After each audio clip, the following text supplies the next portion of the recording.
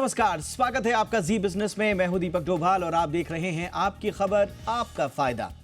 Artificial intelligence को लेकर यही आशंका रही है कि ये लोगों की नौकरी खा जाएगा, जबकि सच्चाई ये है कि एआई नौकरी देगा, नौकरी लेगा नहीं। सरकार ने भी कहा है कि एआई को लेकर यूनिवर्सिटीज में मास्टर डिग्रीज और पीएचडी के कोर्सेज होने चाहिए। आज जिन लोगों को इस बात के भ्रम है कि वाकई में क्या एआई से नौकरी जाएगी या आएगी, लेकिन एआई की एक बयार तो है। ये भविष्य बताएगा कि इससे कितनी जॉब जनरेट होगी नई तरह की, या जो मौजूदा जो नौकरियां हैं उन पर कितना बड़ा खतरा है। ये हमेशा बहस का विषय रहेगा।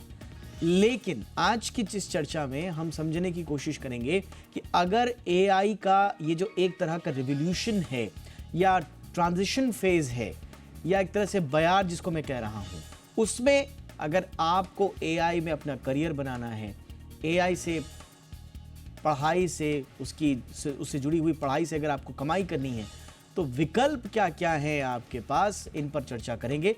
और उनकी डिमांड कितनी है इंडस्ट्री में एआई और मशीन लर्निंग की, इसको भी कुछ डेटा के साथ, कुछ फैक्ट्स के साथ समझने की कोशिश करेंगे। क्योंकि एआई की चर्चा चारों ओर हो रही है, सिर्फ भारत में ही नहीं हो रही है बल्कि पूरी दुनिया में हो रही है।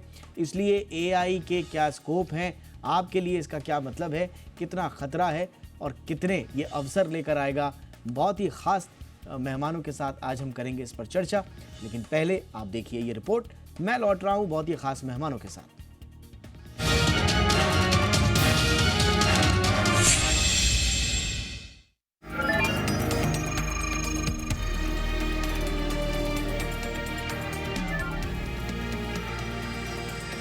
आर्टिफिशियल इंटेलिजेंस यानी एआई से रोजगार घटेंगे, इस बात को मन से बिल्कुल निकाल दीजिए। सच्चाई यह है कि एआई की बयार में नौकरियों के अवसर बढ़ रहे हैं और आने वाले दिनों में एआई बेस्ड नौकरियों की बहार होगी। यह हम नहीं कह रहे, बल्कि नेस्कॉम बीसीजी की रिपोर्ट में कुछ ऐसा ही कहा गया है। रिपोर्ट के मुताबिक 2027 तक भारत में एआई के बाजार के 17 अरब डॉलर तक होने की उम्मीद है। जाहिर है, जब एआई का बाजार जोर पकड़ेगा तो एआई दक्ष लोगों की दरकार भी होगी। अब एआई से जुड़े कोर्स की बात कर लेते हैं। खासकर इंजीनियरिंग में कई ब्रांचेस जैसे electronics, electricals, computer engineering, software engineering, robotics, mathematics जैसे कोर्सेज में आर्टिफिशियल इंटेलिजेंस की अहम भूमिका है। ऐसे में इन कोर्सेज में एआई को जोड़ने की कवायद शुरू हो गई है। खासकर machine learning, deep learning, natural language processing, computer vision, image generator से जुड़े कुछ बेसिक कोर्स हैं जो एआई की दक्षता प्रदान करते हैं। वहीं इलेक्ट्रॉनिक्स व आईटी मिनिस्ट्री की तरफ से एआई को लेकर बनाई गई एक्सपर्ट कमेटी की रिपोर्ट के मुताबिक एआई न केवल प्रोडक्टिविटी को बढ़ाने का काम करेगा, बल्कि नई नौकरियों के अवसर भी मिलेंगे। एआई और कौशल विकास राज्य मंत्री राजीव चंद्रशेखर ने देश के डेवलपमेंट के लिए अब यूनिवर्सिटीज में एआई में मास्टर और पीएचडी कोर्स को जोड़ने पर जोर दिया है। पिछले 7 साल में भारत में एआई दक्ष लोगों की संख्या में 14 गुना बढ़ोतरी आई है। वहीं देश में करीब 4.25 लाख लोग एआई बेस्ड इंडस्ट्री के साथ काम कर रहे हैं। भारत में कई कंपनियां अपने कर्मचारियों को एआई उपकरणों के साथ काम करने के लिए ट्रेनिंग दे रही हैं, ताकि कर्मचारियों को आने वाले एआई के दौर के लिए तैयार किया जा सके। जाहिर है, जब कर्मचारी एआई तकनीक को समझ लेंगे तो उनकी नौकरी जाने की आशंका नहीं के बराबर होगी। मौजूदा समय में देश में करीब 46% कंपनियां अपने कर्मचारियों को एआई बेस्ड ट्रेनिंग दे रही हैं। यही वजह है कि देश में पिछले 12 महीने में एआई बेस्ड जॉब में 15% की तेजी आई है। यही नहीं, एआई से जुड़ी नौकरियों में साल दर साल 67% की बढ़ोतरी देखी जा रही है। ऐसे में देश को एआई तकनीक से दक्ष लोगों की ज्यादा से ज्यादा जरूरत होगी। इसके लिए हमें एआई के साथ कदम ताल करने के लिए तैयार रहना होगा, क्योंकि आने वाले दिनों में एआई बेस्ड नौकरियों की बहार रहने वाली है। ब्यूरो रिपोर्ट, जी मीडिया। बहुत ही खास मेहमानों का पैनल आज की चर्चा के लिए मेरे साथ जुड़ चुका है। स्वागत कीजिए गणेश नटराजन जी का, चेयरमैन है हनीवेल ऑटोमेशन इंडिया के। बहुत बहुत स्वागत है नटराजन सर आपका हमारे शो पर। अंकुश सभरवाल मेरे साथ हैं, फाउंडर एंड सीईओ हैं CoreOver.ai के। अंकुश जी बहुत बहुत स्वागत है आपका। और मेरे साथ हैं रजनीश सिंह सर, जो कि सीईओ हैं सिंपली ग्रुप के। रजनीश सर बहुत बहुत स्वागत है आपका भी हमारे शो पर। डॉक्टर नटराजन, मैं चर्चा की शुरुआत आपसे कर रहा हूं। और स्टीफन हॉकिंग का एक फेमस कोट है कि success in creating AI would be the biggest event in human history, but unfortunately it might also be the last unless we learn how to avoid the risk. अब इतना समय हो चुका है सर ये AI wave को, हम इसके रिस्क भी समझ रहे हैं और इसमें जो अपॉर्चुनिटीज हैं उनको भी समझ रहे हैं, बट अभी तक इस पर चर्चा हो रही है कि एक्चुअल में एआई नौकरी ले रहा है या नौकरियां पैदा कर रहा है। आगे बढ़ने से पहले मैं फर्स्ट कमेंट आपका सर कि एग्जैक्टली आपको क्या नजर आ रहा है? नहीं, देखिए अभी कोई सिंपल जवाब नहीं दे सकते हैं इसके लिए, क्योंकि जैसे आपको मालूम है, अगर आप एआई को पहले पहले आप देखिए कि किस तरह से लोगों को इंटेलिजेंस मिलती है। मतलब जो पूरा, अगर आपने एक बड़ा सिस्टम बना लिया तो उसमें एनालिटिक्स कर सकते हैं, मतलब डैशबोर्ड बना सकते हैं, उसको हम कहते हैं डिस्क्रिप्टिव एनालिटिक्स। जब आप एआई और एमएल के साथ जब काम करेंगे तो डिस्क्रिप्टिव से प्रिस्क्रिप्टिव और प्रिडिक्टिव हो जाता है। मतलब कि आप ये जान सकेंगे कि आगे जाके क्या हो सकता है, और ये भी आप किसी को बता सकते हैं कि क्या करना चाहिए उनको। तो यही प्रिडिक्टिव और प्रिस्क्रिप्टिव है। और अगर इस लेंस से आप देखेंगे तो आपको ये पता चलेगा कि जो डिस्क्रिप्टिव है वो बहुत ही आसान चीज है। और अगर कोई व्यक्ति सिर्फ वो बेसिक जो रेपिटेटिव जॉब्स हैं वही कर रहा है तो एआई तो उनका जॉब ऐसे ही उड़ा देगा, उसमें कोई डाउट नहीं है। मगर जो आप कह रहे थे कि 17 अरब डॉलर्स की जो अपॉर्चुनिटी है इंडिया में, और जब हमने नासकॉम बीसीजी की रिपोर्ट आपने देखा होगा, दुनिया भर में 350 अरब डॉलर की अपॉर्चुनिटी है। वो अपॉर्चुनिटी है कि आगे चलते हुए आप क्या नया चीज कर सकेंगे जो अभी तक नहीं कर सके, जो अभी ह्यूमन बीइंग्स को, जैसे हम कहते हैं कि कोई को पायलट हो, जो एआई उनके साथ काम करे, उनका इंटेलिजेंस को और बढ़ाएं, तब ये जॉब्स क्रिएट होती हैं। और ये जो आप स्टीफन हॉकिंग जी की बात कही थी वो बिल्कुल सही है, क्योंकि सुपर इंटेलिजेंस जिसको कहते हैं, सुपर इंटेलिजेंस ये है कि जो एआई आदमी से ज्यादा आगे जाके सोच सकता है, और ये भी हो सकता है, मुमकिन है कि एआई के इन्फ्लुएंस से आदमी का बिहेवियर ही बदल जाए। तो ये तीनों चीज आपको याद रखनी पड़ेगी कि मंडेन जॉब्स चले जाएंगे, बहुत नए जॉब्स क्रिएट होंगे, जैसे आपने रिपोर्ट में कहा था। और यही एक खतरा है कि उसको गवर्न ठीक से नहीं करें तो जो आदमी का जो कैपेबिलिटी है वो भी एआई छीन के ले जाएगी। Absolutely sir. और ये जो एआई वेव है, और जो नासकॉम बीसीजी की रिपोर्ट में भी, अंकुश जी, नासकॉम बीसीजी की रिपोर्ट में भी जो जिसका नटराजन सर ने भी जिक्र किया, उसमें जो एआई मार्केट है वो सिर्फ इंडिया का ही, ऐसा सेड कि 17 बिलियन यूएसडी का है, 2027 तक बन जाएगा। अच्छा, सीएजीआर अगर आप इसका देखेंगे तो 25 से 35% है सर। अब इसमें सबसे बड़ी बात ये कही जा रही है कि शानदार सीएजीआर है, आपके स्कोप बहुत हैं, इसको लेकर बहुत ज़्यादा आश्वस्त भी है, इंडस्ट्री भी है, सरकार भी है, लेकिन इसमें एक नॉर्मल, एक आम जॉब सीकर जो है वो अपनी जगह खोज रहा है। इस 17 बिलियन डॉलर के नंबर्स में वो अपनी जगह खोज रहा है। 25 से 35% के सीएजीआर में वो अपनी जगह खोज रहा है। क्या है वो जगह जो उसकी सीट परमानेंट कर सकते हैं? क्या करना होगा उससे? ये मुझे लगता है जो नंबर है काफ़ी कम है। आप एआई को सिर्फ हम as an AI tech industry ना इसको देखें। एआई का यूज़ हर इंडस्ट्री में होने वाला है। ये एक्चुअल में बहुत कम नंबर है। एक दूसरी रिपोर्ट भी ये है जिसमें ऐसा है कि बाय 2025 अराउंड $500 बिलियन एआई से आएगा। 10% हमारा जो जीडीपी का एआई से आएगा, क्योंकि 10% मीन्स हमारा जो टारगेट है बाय 2025 5 ट्रिलियन, उसका 10% बनेगा 500 बिलियन। अब देखो कि हम अब ऐसा तो नहीं बोलते कि अब जो कंप्यूटर है वो कितनी बड़ी इंडस्ट्री है, कंप्यूटर कहाँ कहाँ यूज हो सकता है। एआई अब वैसा बन चुका है। अब उसको हम एआई को एज ए इंडस्ट्री तो ठीक है देख रहे हैं, लेकिन उस एआई को हर जगह कैसे यूज करें, मुझे लगता है कि अब उसकी जरूरत है। ह्यूज अपॉर्चुनिटी है।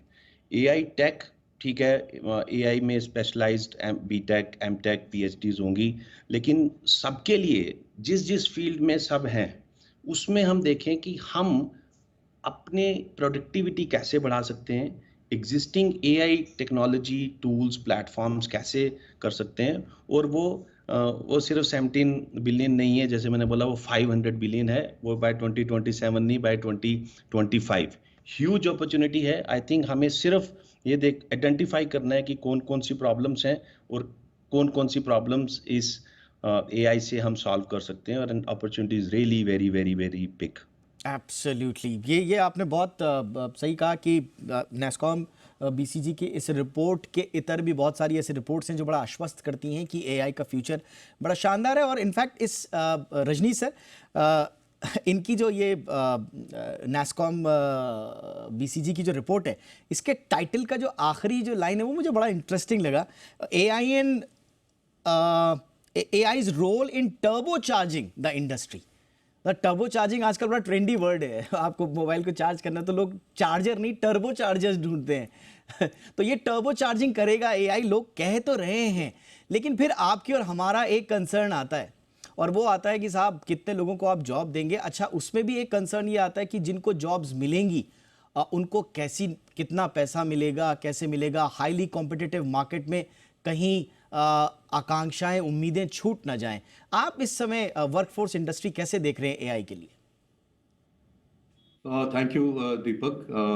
काफी अच्छा लगा गणेश सर को दोबारा देखने का पैनल पे। Always a pleasure.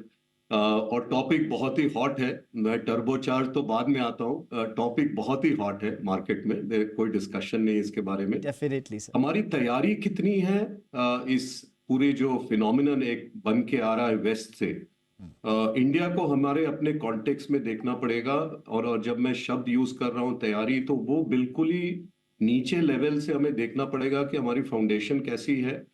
और मैं बात कर रहा हूं, जैसे हमने देखा, पढ़ा, सुना भी रिपोर्ट में आपकी कि तरह तरह की कोर्सेज हैं जिसमें कि ये कोर्स आकर के हम लोग को इंसर्ट करना पड़ेगा। और चूंकि सब्जेक्ट बहुत ही नया है, और जबकि मैं ये बोल रहा हूं कि नया है, बाहर में आर्टिफिशियल इंटेलिजेंस की चर्चा बहुत सालों से हो रही है, बट इंडियन कॉन्टेक्स्ट में अगर मैं देखूं तो एजुकेशन के एंगल से कितनी हमारी तैयारी है, ये एक सबसे बड़ा सवाल रहेगा। तो ये जानने में बड़ा अच्छा लग रहा है कि नौकरी बहुत आएंगी, बट हमारी सप्लाई कैसी रहेगी मैन पावर की, इस सारे एरिया को हमें संभालने के लिए और इसको फिल करने के लिए, ये एक तरह का चैलेंज जरूर आने वाला है हमारे लिए। और इसके लिए आप देखिए, अब हमें देखना पड़ेगा कि कितने लोग हमारे यहाँ पे, फैकल्टी ही कितने तैयार हैं, प्रोफेसर्स कितने तैयार हैं जो कि आर्टिफिशियल इंटेलिजेंस के सब्जेक्ट के बारे में उनकी पूरी डेप्थ हो, मशीन लर्निंग की डेप्थ हो, डीप लर्निंग की उनको समझ हो। तो ये मैं मान के चलता हूं कि अभी हम लोग बहुत ही ज्यादा फाउंडेशन स्टेज पे हैं। टर्बो चार्ज मैं देखूंगा, अगर वो शब्द हम लोग यूज कर रहे हैं, बहुत अच्छी बात है, बट 5 साल का मैं मान के चलूंगा एक तरह का रनवे हमें बनाना पड़ेगा अगर हमें इस क्षेत्र में टेक ऑफ करना होगा। तो कंपनीज अपना रोल अदा कर रही हैं, वो अपने लोगों को ट्रेन कर रही हैं, रीस्किल कर रही हैं, अपस्किल कर रही हैं, जो कि बहुत ज्यादा जरूरी है, क्योंकि टेक्नोलॉजी में हम देख रहे हैं कि जिस पेस पे चेंज आ रहा है वो बड़ा ही अनमैनेजेबल होता जा रहा है एक तरह से। तो इसमें मैं मान के चलता हूं कि दोनों इंडस्ट्री और एजुकेशन को, इंस्टीट्यूशंस को इकट्ठे मिल करके इसके ऊपर हमें एक तरह का फ्रेमवर्क बनाना चाहिए, ताकि इसको हम लोग आगे लेके चले, जो कि हमने रिपोर्ट में भी सुना। Absolutely sir. ये बहुत इंपॉर्टेंट आपने बात बोली, जो कि इंडस्ट्री पॉइंट ऑफ व्यू से बहुत इंपॉर्टेंट है कि सब्जेक्ट इतना नया है और ट्रांसफॉर्मेशन इतना तेज हो रहा है कि आपको सही स्किल सेट तक पहुंचना हमेशा एक चुनौती होती है। लेकिन ऑन द कॉन्ट्ररी एक बहुत ही इंटरेस्टिंग डेटा इस रिपोर्ट में है, और रिपोर्ट ये कहती है कि इंडिया में दुनिया का second highest installed talent base है। 4,20,000 एम्प्लॉइज हैं इंडिया में एआई जॉब फंक्शन में। अच्छा, इससे भी इंटरेस्टिंग क्या है कि अगर आप स्किल पेनिट्रेशन देखेंगे एआई का, तो ये बाकी दुनिया से 3 गुना ज्यादा है। मतलब टॉप 5 नेशन में है आप, जिनका स्किल पेनिट्रेशन हाईएस्ट है एआई के मामले में दूसरी कंट्रीज की ओर से। और पिछले 7 सालों में एआई का जो स्किल पेनिट्रेशन हुआ है वो 14 टाइम्स ग्रो किया है इंडिया में। तो ये सारे नंबर्स बता रहे हैं कि इंडिया में बहुत पहले तैयारी हो चुकी है, इसको लेकर बात हो चुकी है, और इसको लेकर हमारा स्किल पेनिट्रेशन भी अच्छा खासा दिख रहा है। लेकिन क्या सच्चाई है इंडस्ट्री की ये या अभी भी वहाँ पर एक डिमांड और सप्लाई का एक बड़ा गैप है जो अक्सर हमें देखने को मिलता है, जो रिपोर्ट होता है? डॉक्टर नटराजन, 420K 4,20,000 के आसपास हमारे पास skill set professionals, AI professionals मौजूद हैं। तो मैं बड़ा खुश हुआ, मैंने कहा बड़ा शानदार डेटा है ये। फिर मैंने डिमांड चेक किया, और डिमांड चेक किया तो पता चला कि डिमांड इस समय 630K है। 6,30,000 आपको चाहिए, आपके पास 4,20,000 है। तो अभी भी लग रहा है कि पूरी तरह से हम लोग उतना तैयार नहीं है या पेसअप नहीं हो पा रहे हैं। आपके नजरिए से सर ये डिमांड सप्लाई का गैप किस तरह का है? हमारा प्रॉब्लम यही है कि हम हर चीज को ज्यादा हाइप करते हैं। मेरे ख्याल से 4 लाख से तो बहुत ही दूर का मामला है, क्योंकि 4 लाख ऐसे लोग होंगे जिनको एआई का फुल फॉर्म मालूम है। क्योंकि हम 2 साल से हमारे एक जो कंपनी है ग्लोबल टैलेंट ट्रैक, हाँ, उसके जरिए एआई की ट्रेनिंग कर रहे हैं। और एक एआई प्लेटफॉर्म हमने बनाया, मतलब कि एआई के जरिए ये भी मालूम पड़ेगा कि कितना कौन किसको क्या आता है, किस तरह की रीइंफोर्समेंट करनी है, और बहुत ही बेस लेवल का टैक कैपेबिलिटी है। अब डेटा साइंसेस को देखिए या एआई को देखिए या एमएल को देखिए, मेरे ख्याल से अभी तो फिलहाल तो इस इंडस्ट्री में 50,000 से ज्यादा लोग ऐसे नहीं है जो कुछ एक्सपर्टीज क्लेम कर सकते हैं एआई में। तो काफी मेहनत करनी पड़ेगी। ये कभी नहीं समझे कि हमारे पास 4 लाख है, अभी तो पूरा एआई का दुनिया हम जीत लेंगे। बहुत मेहनत करनी पड़ेगी। अभी अमेरिका, सिलिकॉन वैली हमसे बहुत आगे है। चाइना में जो एआई की जो इन्वेस्टमेंट हो रही है पिछले 10 साल से, वो बहुत ही खूब है, और हमें बहुत मेहनत करनी पड़ेगी। मगर ये हो सकता है। और जैसे आपने कहा, जो अपॉर्चुनिटी तो बहुत ही अच्छा है। और जैसे मेरे दोस्त ने भी कहा था कि अभी आईटी एनेबल्ड, एआई एनेबल्ड सब कुछ है, मगर ये बहुत सोच के चलना पड़ेगा किस तरह से जो एक फ्रेश इंजीनियर हो या एक फ्रेश कॉमर्स ग्रेजुएट हो, तो किस तरह से वो समझ पाएगा कि आज कैसे मैं कर सकता हूँ, किस तरह से मैं डेटा मैनेज कर सकता हूँ। क्योंकि एआई का सबसे बड़ा मसला यही होगा कि आपका डेटा अगर ठीक नहीं हो, तो आप जो भी इंटेलिजेंस निकालेंगे, वो एक एआई टर्मिनोलॉजी है कॉल्ड हैलुसिनेशन, वो हैलुसिनेशन ही होने वाला है, क्योंकि डेटा ठीक नहीं है।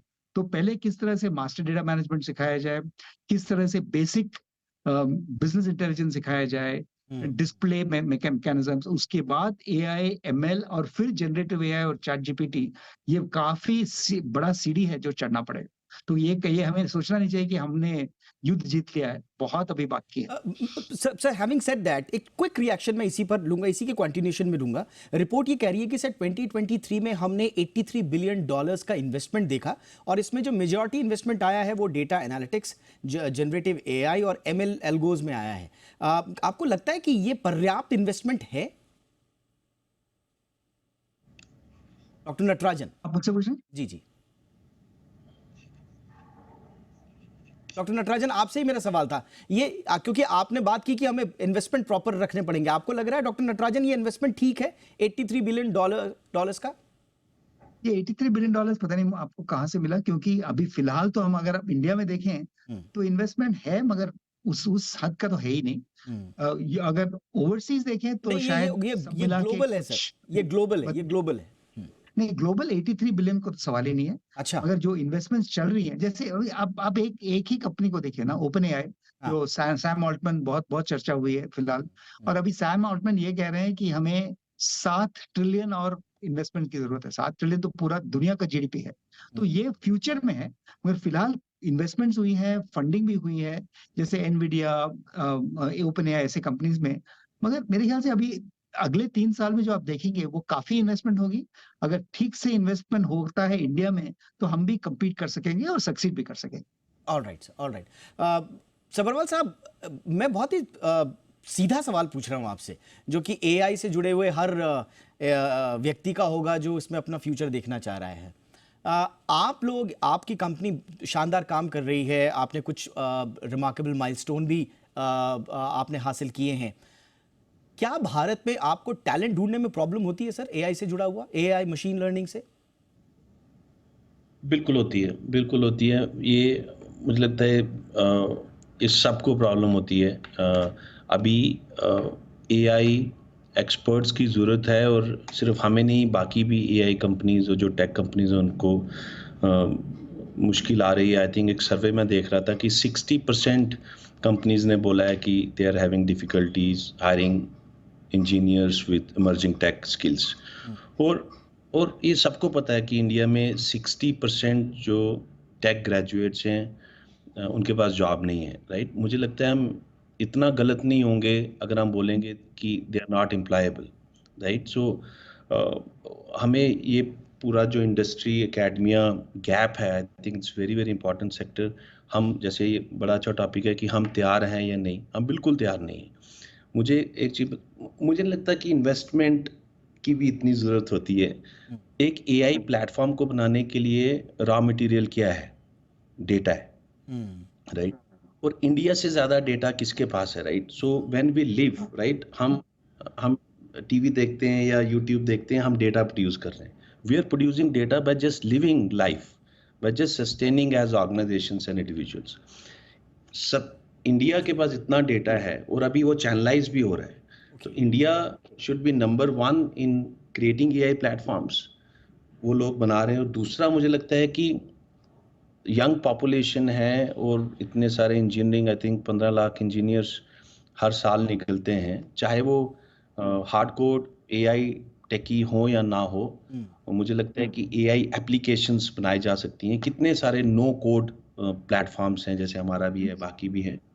To create AI applications you don't need to be AI expert. हम टेक प्लेटफॉर्म बनाए और एप्लीकेशंस बनाए, एक यूज केस पकड़े, हेल्थ केयर पकड़ना है या बैंकिंग पकड़ना है या कोई एक सोसाइटल प्रॉब्लम को लेके हम सॉल्व करें प्रॉब्लम्स।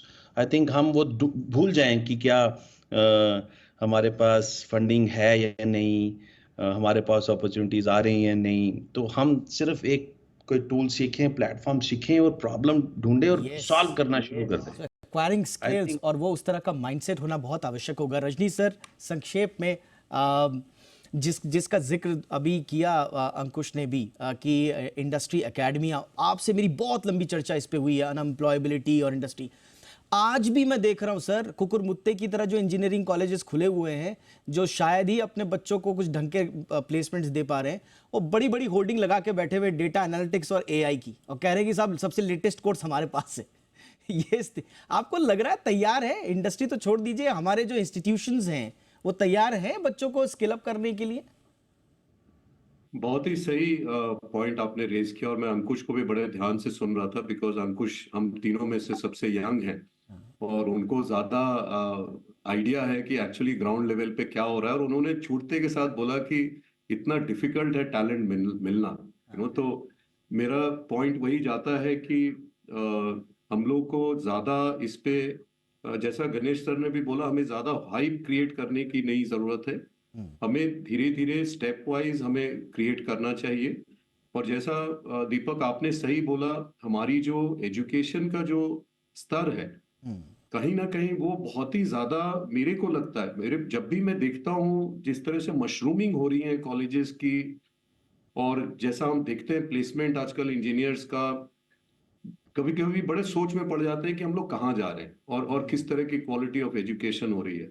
और उस बीच में अगर इतना हैवी एक सब्जेक्ट आ जाए, आर्टिफिशियल इंटेलिजेंस, मशीन लर्निंग, तो ये जैसा मैं शुरू में बोला, इसकी हम लोग कितने हमारे पास फैकल्टीज हैं जो कि इसको डिलीवर करेंगे। ये सब बहुत ही बड़ी बड़ी सब्जेक्ट्स हैं जिसको कि हमें इसको किस तरह हम इसको वर्कआउट करेंगे, ये इंपॉर्टेंट है। ये आपने बहुत अच्छा पॉइंट बोला जी। उसमें मैं ये पहले कहना चाहूंगा कि एक गिग इकोनॉमी का हमें बेनिफिट जरूर लेना चाहिए।